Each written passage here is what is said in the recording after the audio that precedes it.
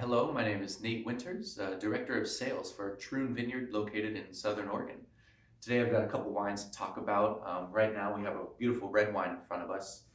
At Troon, we have a philosophy of grow what wants to grow on our property instead of grow what we want to grow. We don't like to fight Mother Nature because we tend to lose every time we do that. So for us, we make a couple wines that we really want to showcase a sense of place and show off our farm. We have this biodynamic red blend called Druids Fluid to do such a thing.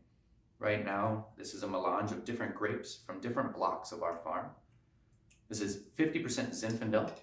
Oregon Zinfandel always turns out to be a little lighter in style compared to California, which I think is a refreshing take on it. Instead of being so heavy, you can drink it with a lot more food.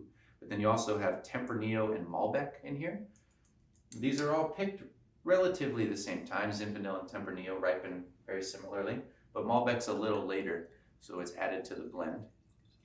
We ferment these outdoors, and then they finish aging in barrel for about 10 months. There's about 30% whole cluster to keep this wine really fresh, so when you drink it, you're gonna find these really bramble, ripe, fresh fruits. A lot of Zinfandel, usually you find prune and fig and these riper characteristics, but in this, you find more things like blackberry and cherry and kind of like baked cherry pie in a way.